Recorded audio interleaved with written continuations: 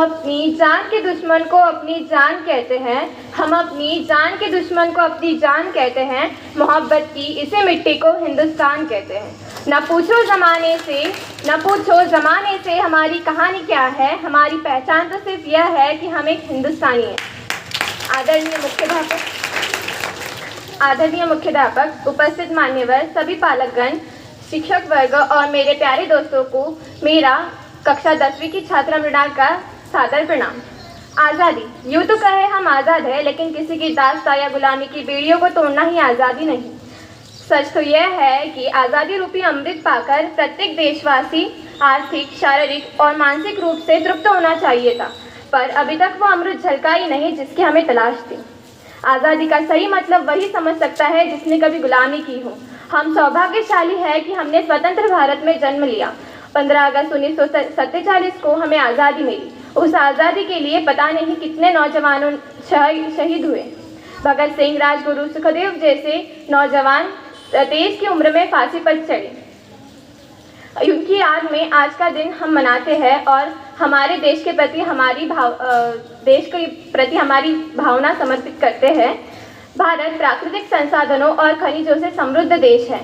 भारत की सैनिक आंख में तेल डालकर सीमा रक्षण और देश सेवा करते हैं।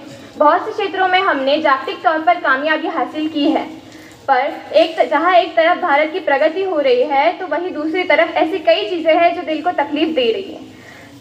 महंगाई, बेरोजगारी, जाति, धर्म आदि समस्याएं आज भी हमारे सामने हैं। हमने कई समस्याओं का समाधान तो ढूंढा है, कई समस्याओं पर विजय तो पाई है, लेकिन मैं बता दूं, महिला सुरक्षा के मामले में आज भी हमारा देश चौथे नंबर पर आता है। हम ना एक ऐसे समाज में रहते हैं जहाँ लगते हैं पत्थर को 56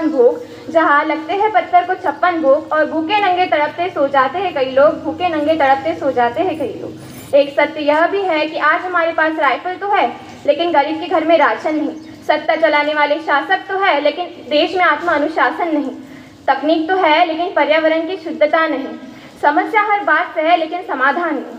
मेरे विचारों में इस देश का युवा जब तक अपनी सफलता के लिए मंदिरों में जाकर नारियल फोड़ कर भगवान को रिश्वत लगाता रहेगा, जब तक हम अपनी जाति, अपने धर्म को ऊंचा मानकर दूसरों के धर्म की अवहेलना करते रहेंगे, तब तक हमारा राष्ट्र निर्माण संभव नहीं। मेरे विचारों में हमें आज़ादी तब मिलेगी जब देश की हर महिलाओं की पूजा नहीं, इज्जत की जाएगी। जाति का निरीक्षण नहीं, बल्कि सामाजिक शक्तिकरण के बारे में हम बातें करेंगे। जब स्वच्छता अभियान में सिर्फ सरकार ही नहीं, रास्ते पर चलने वाला हर एक व्यक्ति हाथ बटाएगा। हमारी संस्कृति, हमारी सभ्यता को पूरी दुनिया ने शीश नवाया है। फिर क्यों हमने आस्था के नाम पर अंधविश्वास फैलाया है? हमारा राष्ट्र निर्माण तब संभव होगा जब हम सब साथ मिलकर अपने देश की जिम्मेदारियां अपने कंधे पे लेंगे, क्योंकि हम इस देश की अगली पीढ़ी है। हमें हमारे देश को आगे ले जाना है। मैं सैल्यूट करना चाहूँगी उस जवानों, सरहद पर खड़े, दिन रात खड़े उस जवानों को, जो हमारी रक्षा करते हैं, हमारी देश की पुलिस, प्रशासन और किसान को, और हर उस व्यक्ति को जो अपना काम पूरी मेहनत, ईमानदारी और लगन से करते हैं। I being an Indian, I being a student, I being a daughter of this motherland and feel proud to be an Indian। और अंत में मैं यही कहना चाहूँगी, मेरा देश महान था, महान है और महान रहेगा। होगा हौसला सबके दिलों में बुलंद, तो एक दिन पाकिस्तान भी जय हिंद बोलेगा। पाकिस्तान ही क्यों, सारा जहां जय हिंद बोलेगा, क्योंकि सारे जहां से अच्छा हिंदुस्तान हमारा, हम बुलबुले हैं इसकी, यह गुलसितां हमारा, सारे जहां से अच्छा। जय हिंद, जय भारत।